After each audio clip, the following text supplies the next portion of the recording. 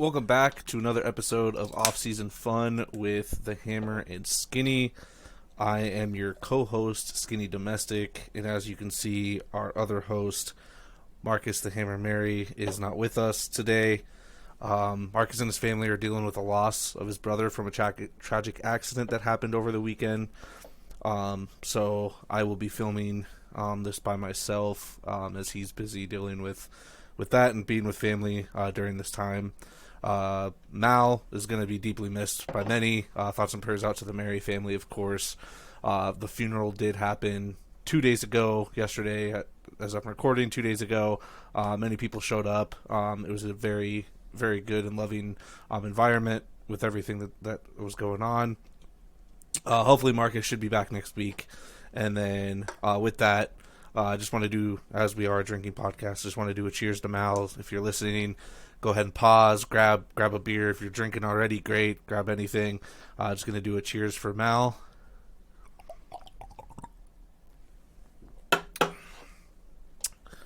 And again, Marcus, we do all love you and your family. And with that, we're just going to get into it.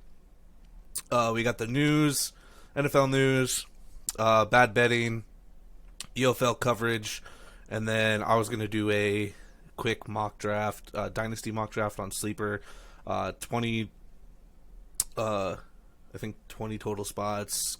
And then I'll randomize my pick position and just kind of see what goes there. It's vets only, so this would be if you do an only rookie draft, or if you're doing a vets only first and then going to do the rookie after, and not combine them. But just trying to do something different as we have a lot of time until the fantasy season to just mess around with mocks. So to get started, quite a bit of news. I know didn't get everything. Marcus usually has some that I don't have, but the Rams trade Ben Skronek to the Texans wide receiver.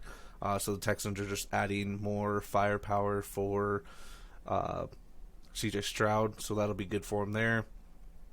Jason Kelce is officially on Monday Night Football. He will be an analyst pregame and during halftime, and then it sounds like he's also going to be a part of the Super Bowl coverage. So it's a multi-year contract. We'll see how he does there.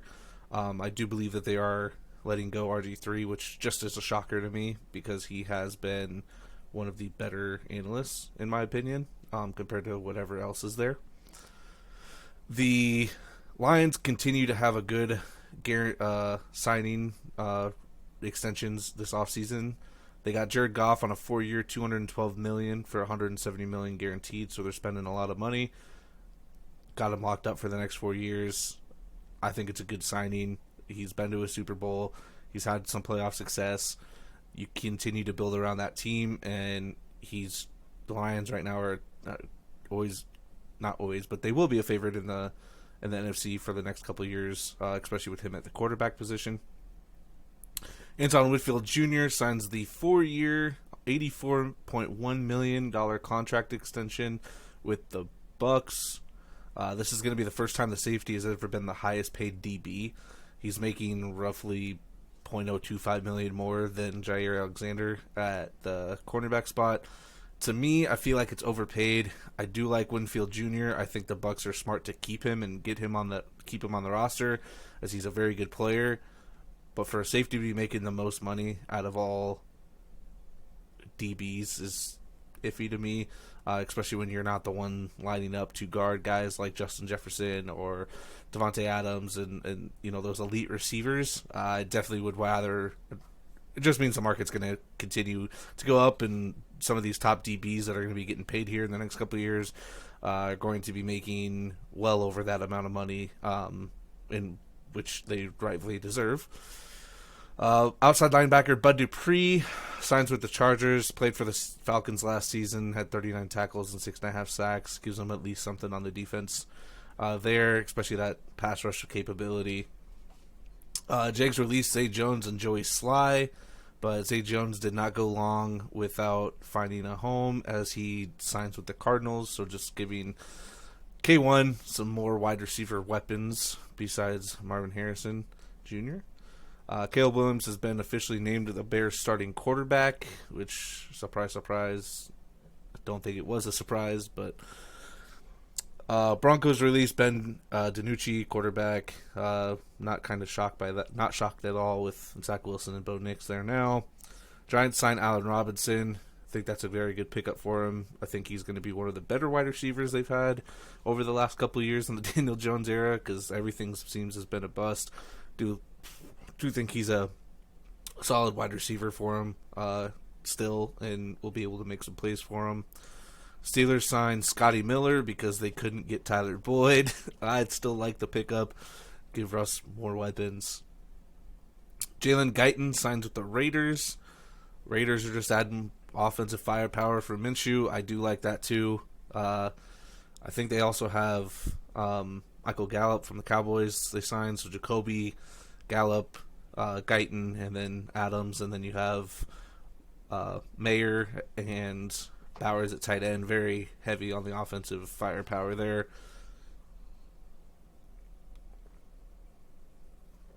Bills signed Chase Claypool. They need wide receivers. I guess this is what they're getting here. They also signed Marquez Valdes-Scantling, which he's had success with the Chiefs, so I think it's a smart pickup there. Add some veteran presence. I don't remember if we covered all these 2 weeks ago or when they happened, but OBJ went to the Dolphins for a 1 year up to $8.25 million. Solid wide receiver 3 for him there. Jalen Waddle, Tyreek Hill. Going to be a hard duo to stop, or trio to stop, sorry. And then DJ Chark signs a 1 year deal up to $5 million with the Chargers, which they need help. And I think he's a solid, most likely going to be wide receiver 1 unless Quentin Johnston steps up and changes what his performance from last year. Be interesting to see there, but the Chargers needed help at that wide receiver position. I think it was early last year in the podcast I brought up Buster Skrine, the former DB for the Bears, that he was committing bank fraud and stuff up in Canada. He is actually now on the run from Canadian police.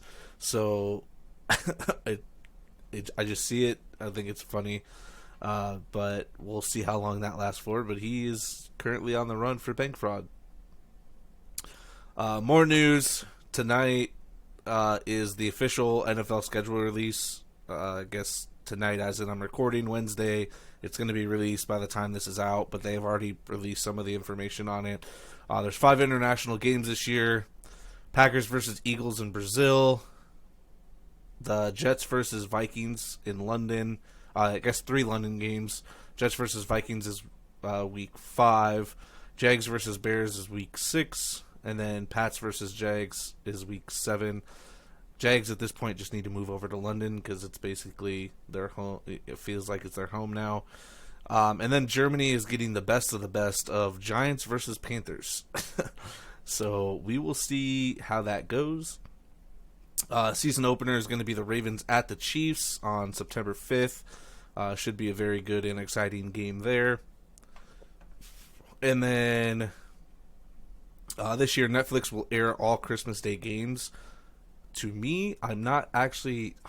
Christmas landing on a Wednesday is not good for the NFL because teams will play on Saturday and then instead of that Sunday and then have to play on Christmas Day on a Wednesday. I just don't like how that scheduling goes with it. They should have just not played on Christmas Day this year. Waited until maybe more sense on a Thursday or something, but they want to make the money. They got Netflix signed up for that, and I think Netflix is going to have it for the next couple of years, I believe. But I'm not a fan of that Saturday, just throwing the cycle off. I know it's going to be a lot of football. It's going to be nice to have, but just going to be very weird with how things play out there. And then lastly, Hard Knocks is actually moving to not only preseason and during the season, they're now starting an off-season one. So it's going to be the New York Giants this year. What that does is they cover the New York Giants from January to July. So they've been filming the New York Giants facility since July. So we'll be able to see stuff on like the Saquon not getting signed and going to Philly. That'll be pretty interesting. Maybe some of the quarterback stuff, a lot of the draft stuff that they went through. That'll be fun to watch. hopefully that continues too. I think Hard Knocks has been killing it lately with all their stuff. So you have a third potential Hard Knocks to it. Just another reason, just another football thing for people to watch. Bad betting not going so hot, guys. I haven't been keeping track. I just know that most of them haven't been hitting. I think our most one that's still up to date is the Timberwolves Nuggets going to Game 7, which originally it didn't look like it was going to do that, but now we're 3-2, so definitely could be going that. So for bad betting is going to be on tonight's game, Thursday night's games. We're going to have Michael Porter Jr., 3+ threes. He's been shooting like 5 to 7 a night, been hitting about 2. Think he might get that third one here, especially in a potential closeout game. And then Jokic is going to go for 8+ assists. He's been killing it. They've been trying to run doubles at him more often. Other teammates are getting open to score. They're definitely going to be... He'll get those easily, in my opinion. And then for the Pacers-Knicks, I'm doing Pascal Siakam, 20+ points. He's been a focal point of their offense. He's been really the only one to consistently be scoring. And again, a potential they need to win or they go home. He's going to have to put up some points for him there. And then Tyrese Halliburton, I'm going to have 8+ assists. Offensively, he hasn't been super great at scoring, but he has been, moving the ball around. Again, this is where the big names, Siakam, Halliburton, have to step up for the Pacers and get them the win. I wanted to also put in Tyrese Halliburton plus 20 points or something like that too, but we'll just settle for the 8+ assists because he'll definitely probably will get that. So if you wanted to put those all in a parlay for tomorrow night's games, when I did it, odds may change clearly. $10 wins about $51, so may change a little bit between now and from when I set it up to tomorrow night when they start. But yeah, decent little parlay. This one I probably feel the most comfortable with out of all of them.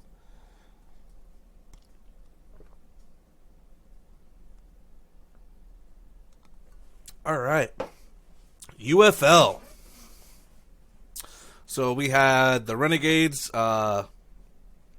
defeat the Showboats 47-23. Both teams are now 1-6. I think the Showboats officially are the worst team in the UFL. If you've been watching, they have not been good.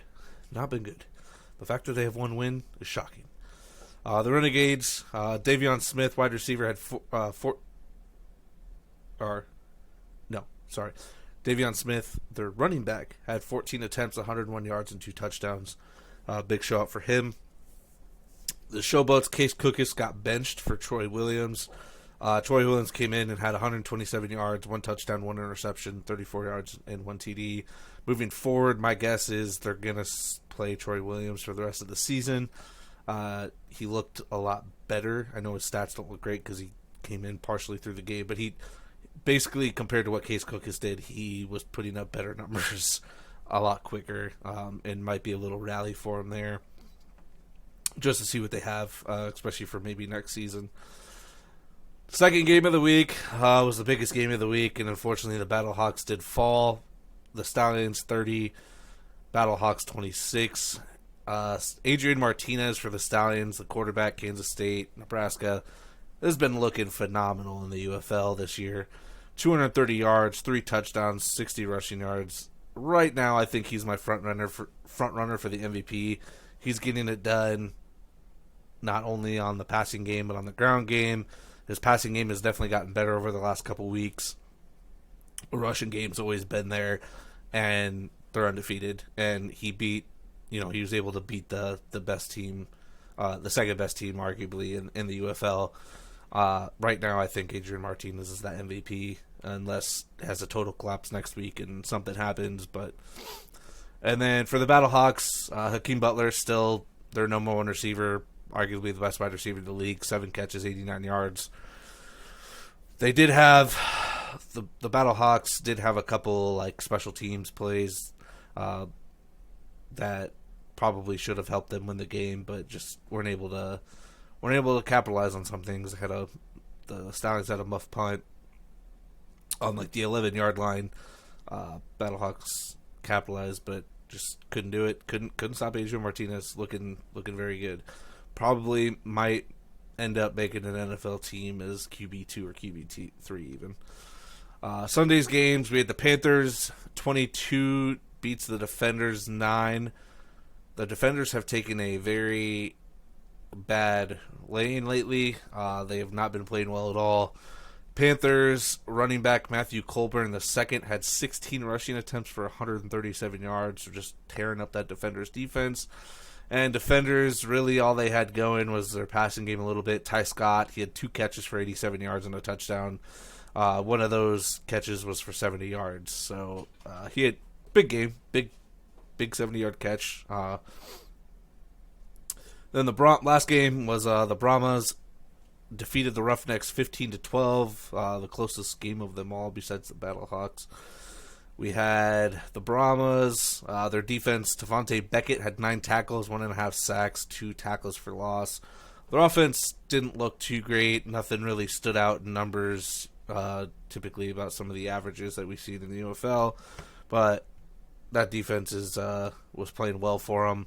Then the Roughnecks, their whole team just did not look good. But Justin Hall had 5 catches for 69 yards. Last week with the Pick'ems, I went 3-1, so I'm 18-10 all time. Marcus went 2-2, so he's 18-10 all time. Clearly this week he's not making his Pick'ems. Maybe I'll get them personally from him later. Might message him and see if he has gives me any answers. But we'll just track mine for this week, unless he does differently. So we got 2 games on Saturday, 2 games on Sunday. For the first game, we have May 18th. We have Memphis Showboats playing the Michigan Panthers. With the Showboats being the worst team in the league, I am just going to be taking the Panthers. I don't think the Showboats really get anything going for them at this time of the season. Plus, it's in Detroit, so Michigan is the home team. I'm going to take them there. Then the 7 o'clock game, Stallions get to host the Roughnecks May 18th. Stallions are gonna stay undefeated. Adrian Martinez is playing phenomenal football. Has yet to be really stopped all season. Stallions are going to continue that role and go undefeated still. Then Sunday we have the DC Defenders coming to the Dome at America Center in St. Louis, Missouri, being hosted by the St. Louis Battlehawks. I'm going to take the Battlehawks. Can't bet against them for anything. With that, I do think that they play a lot better of a game, especially after last week getting that loss, and they're at home. You know, that stadium goes crazy, averages the highest attendance, which is also going to be home of the championship game. So if the St. Louis Battlehawks make it to the championship game, that's basically a home game for them. So that'll be interesting to see how that goes. Then the last game of the week is the Arlington Renegades versus the San Antonio Brahmas. Renegades finally got their first win. Brahmas haven't been playing too well. I'm going to ride the hot hand and go the Renegades. I think the 1-6 record isn't looking too well. They're going to go 2-6 and beat the Brahmas. We'll see how that goes. Again, I'll see if Marcus is going to decide to do it and get his answers for next week. If not, no problem at all. But that's what we have. I hope people have been watching the UFL. It's been really good. Really good football. I mean, again, we're not seeing like crazy big numbers that you would see in the NFL week in and week out by teams, but it's been good football. It makes me not miss the NFL as much in terms of I got that itch for football. It's been fulfilling that for a little bit. And then let's move this over. Oops. Move this down. All right. So we are going to do a 12-team, 20-round mock draft real quick here. Let me hit the draft settings here. We're going to change our draft order and randomize. So I pick number 8. So if you get a situation where you pick number 8, we'll see how this goes. 10 seconds per pick. I think it usually goes pretty fast, and we will go from there. And we're going to start the draft. So for me, I did my first dynasty last year. I like youth, and I'm going to take. Is it going to let me draft him or not?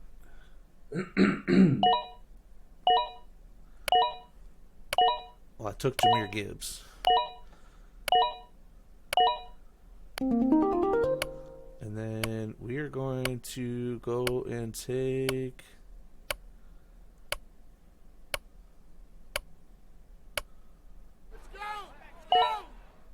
Chris Olave. Why is it not letting me draft these players?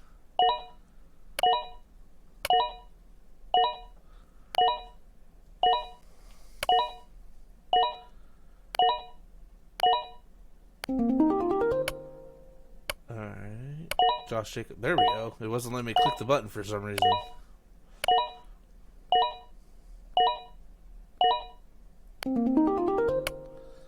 Alright, this is moving super fast. We're going to keep it young still and go James Cook, get 3 running backs.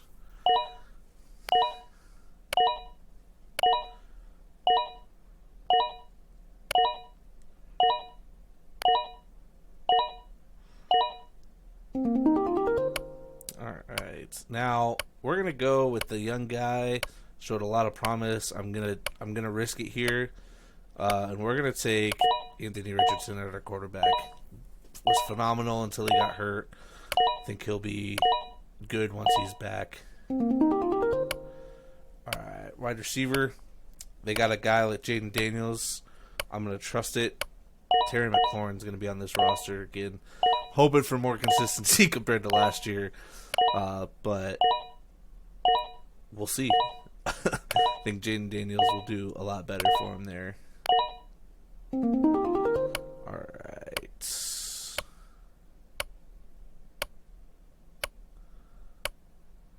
We'll take Jake Ferguson. Looked good in Dallas last year. Think he'll continue to do that for him. Man, this movement so fast is really hard to like keep up with. Holy smokes.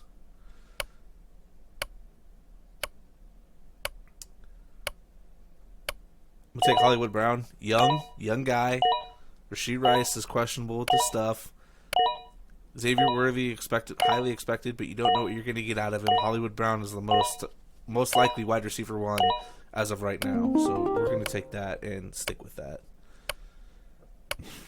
Oh, excuse me.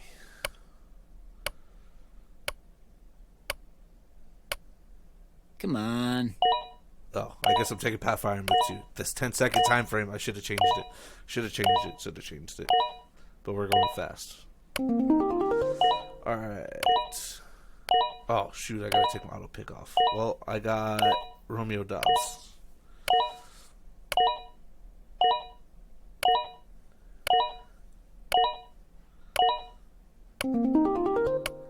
Alright, running back. I'm going to take J.K. Dobbins for the Chargers. A lot of promise, just has injury history. See what he can do there. Should be doing better.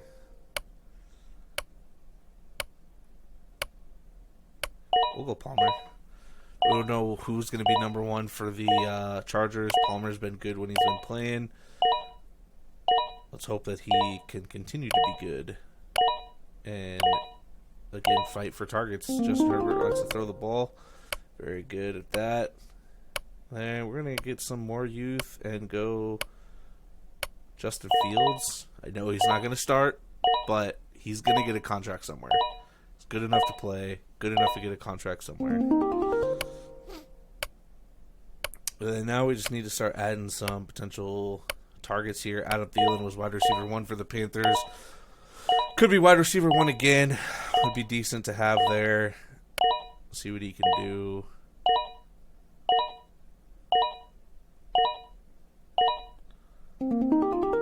I have not been paying attention to like what I need because it's going so fast. Then what we're going to do is we're going to take Jonathan Mingo because he's younger than Adam Thielen and potentially could be coming in for that too. Alright, kickers are starting to come off the board, so we're going to take the Mr. Jake Elliott 4-year contract extension with Philly. Got that He was super clutch last year. Good leg. Still young enough to keep on your roster for the next couple of years.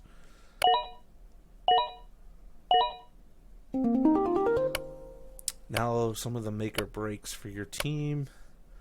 I think I got to do it. I got to take DJ Chark just because, again, we have no idea who's going to be the wide receiver one for the Chargers. So potentially could have wide receiver one on the roster now. And then if I need a for sure backup quarterback, I'll take Russ. If I have Fields, I have Russ. One of the two's got to play. One gets injured, the other one's going to play. Got that taken care of there.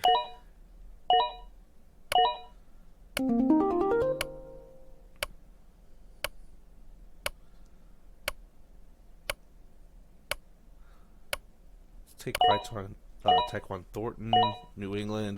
No idea who's going to be wide receiver one there. Had some promise. See what happens with the new system. And then let's take Mr. Zach Ertz. Going to start for a while. Maybe he might lose his position, but solid. Need that old guy. Need that old veteran. Need that old veteran. But yeah, let's look at the team. Jahmyr Gibbs, or here, I guess we can show our roster. Richardson, Gibbs, Josh Jacobs, Olave, Terry McLaurin, Jake Ferguson, James Cook, Hollywood Brown, Jake Elliott. Bench is Freiermuth, Dobbs, Dobbins, Palmer, Fields, Thielen, Mingo, Chark, Wilson, Thornton, and Ertz.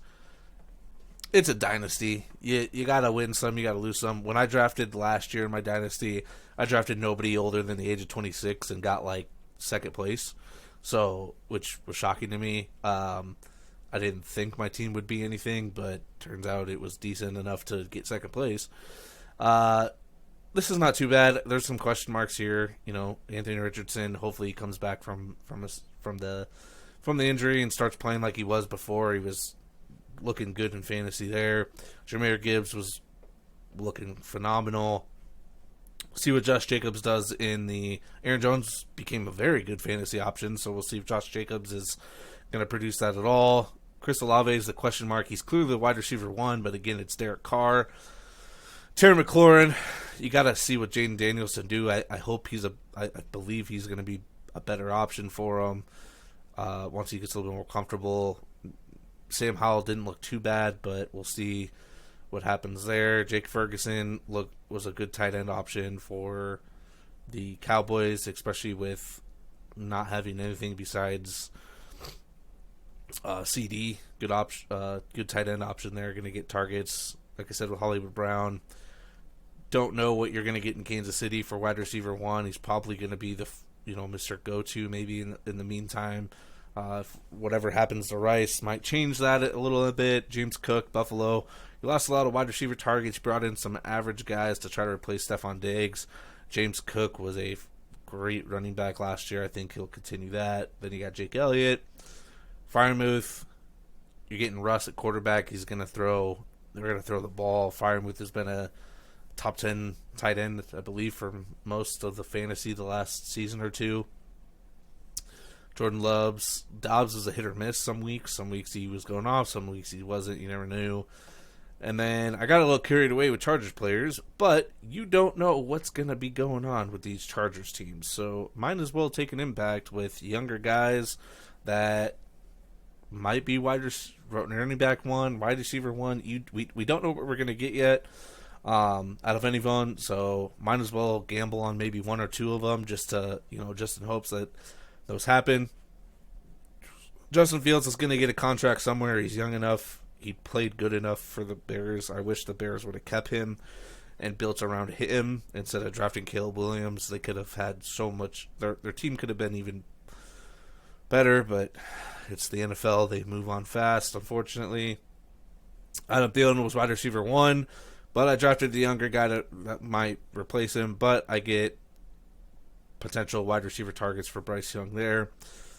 And Russ, older, but viable replacement option for a bye week with Anthony Richardson, or again, I have Justin Fields, so if Russ gets hurt, Justin Fields is there. Just whatever happens there. And again, these aren't even with rookies. Next one we'll have to do with rookies. Maybe slow it down a little bit so we can kind of explain our draft picks too. Then Tyquan Thornton had some promise. I believe he was injured last year too. And wide receivers besides Demario Douglas, I really feel like kind of our question mark. We don't know what we're going to get out of Drake May. And then Zach Ertz is that veteran presence.